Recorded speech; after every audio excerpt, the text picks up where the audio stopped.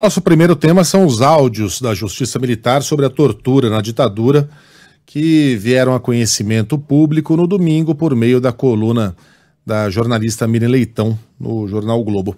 O Dora, gostaria muito de ouvir a sua opinião a respeito desse assunto e especialmente do particular deboche, né, do vice-presidente a respeito daquilo que foi revelado. Bom dia para você.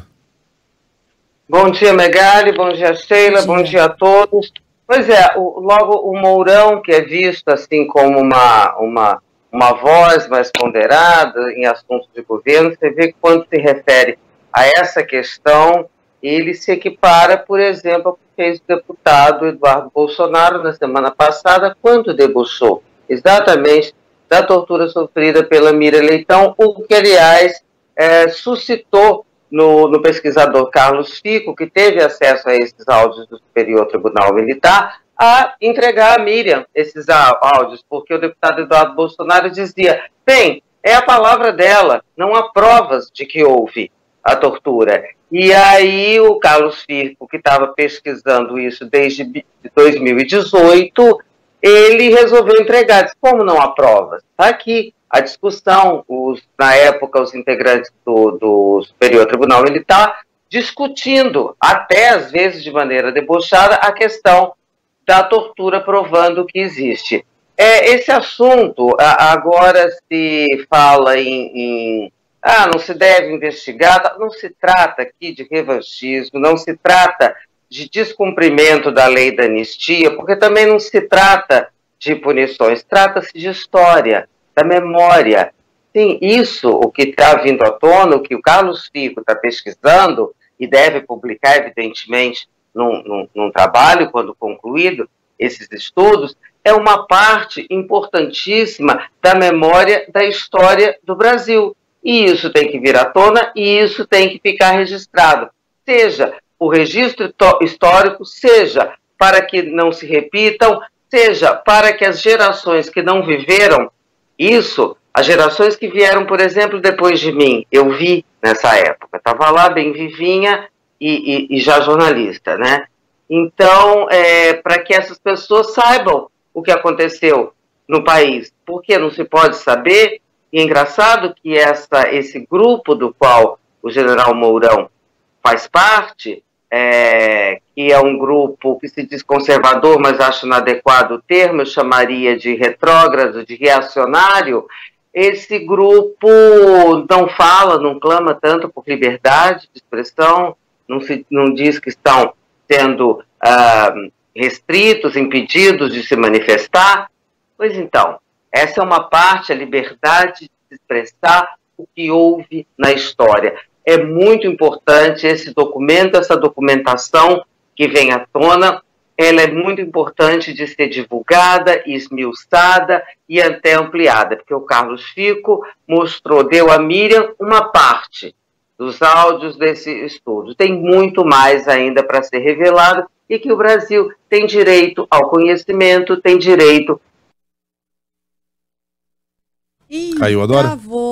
Travou enquanto a Dora não volta, eu acho que eu vou ao encontro do que a Dora está dizendo quando sublinho aqui um certo comportamento deplorável dessa nova direita, dessa extrema direita, que não tem nada a ver com a direita tradicional, conservadora, porque essas pessoas não são conservadores, são reacionários, ao debochar do sofrimento alheio, viu, Dora?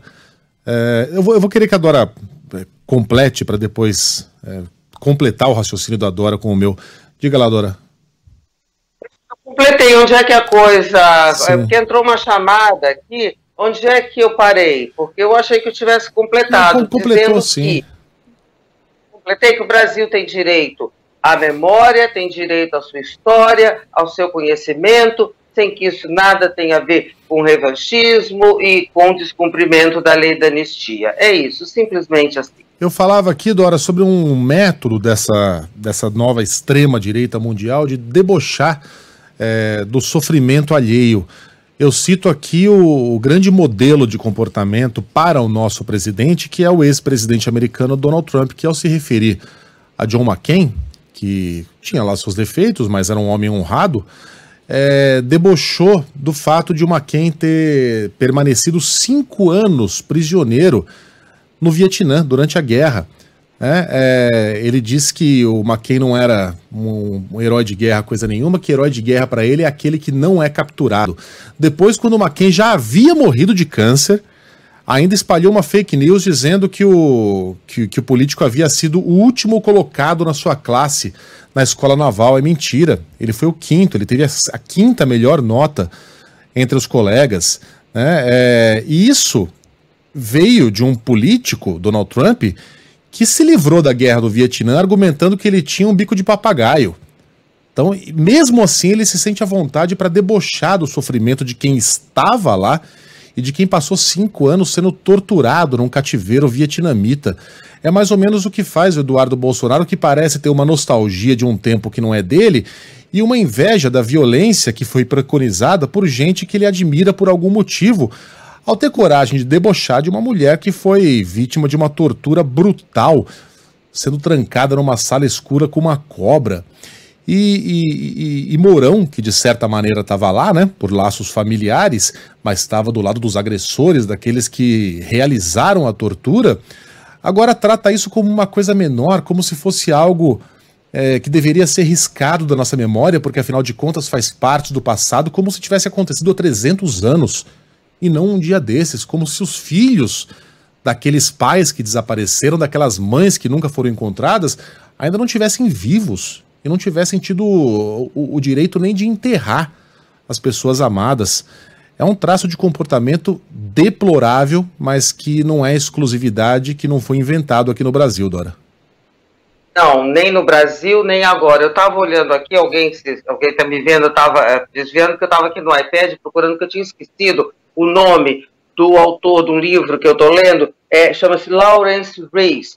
O livro chama-se Hitler e Stalin. Vem comparando, gente, 1.500 páginas, tá? No digital, pelo menos. É muito interessante. O comportamento desses dois ditadores durante o período da Segunda Guerra Mundial. E por diversas vezes, o relato mostra que em diversas ocasiões, tanto Hitler quanto Stalin, quando confrontado com situações que não lhes eram favoráveis, reagiam exatamente como o deboche, na falta de argumentos, na falta de traços de habilidade ou de característica ou de capacidade para lidar com os elementos da civilidade e com as dificuldades e com situações adversas, reagiam exatamente assim, na base do deboche. Dois ditadores, um da Alemanha, outro da União Soviética. Há muito tempo. Então, como você disse, eu acho muito apropriado, eu estava aqui procurando, já tinha esquecido o nome do autor, e você, quando encerra, Megali, a sua fala, dizendo, não é de agora, não foi inventado aqui, não é de hoje, nem inventado no Brasil. Pois é alguma coisa que vem de muito tempo.